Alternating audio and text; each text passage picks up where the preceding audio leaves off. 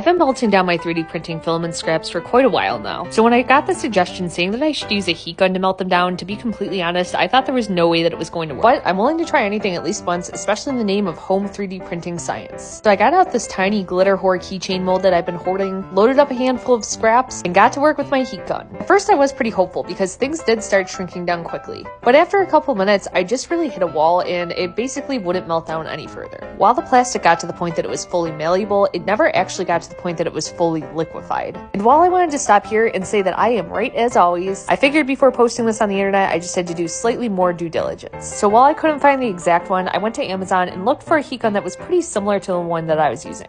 And what I found was that it actually only heated to 200 degrees Celsius, which in my experience isn't quite hot enough to liquefy PLA. So instead I found this heat gun that gets up to 1200 degrees Fahrenheit and was available for same-day delivery. And sure enough, after a couple hours, my Amazon driver showed up with his daily drop-off. I laid my mold back down. While at first it seemed to get stuck at the same point that my other heat gun was getting stuck at, I realized that there was a dial on the back and I had to put it into wumbo mode, and suddenly it started to melt my plastic down to the viscosity of holy water. From there I added a second layer of plastic to fill out this mold, and it actually went by super fast, like way faster than when I use my normal oven. Which, to be fair, I'm pretty sure my oven doesn't get to 1200 degrees Fahrenheit, so that would check out. Anyway, after burning my fingers multiple times trying to demold this while it was 1200 degrees, finally it was cool enough to pull out. To my great shock and surprise, this came out perfect. From here, all that was left to do was clip the edges, and to make the lettering stand out a little more, I decided to paint it. And because it says glitter whore, I decided to add glitter. And unfortunately, I only had super chunky glitter because apparently there's a shortage for a conspiratorial reason. And because of this, it kind of ruined the entire thing and you can't read it at all. But on the bright side, I learned that you can use a heat gun to melt your filament scraps.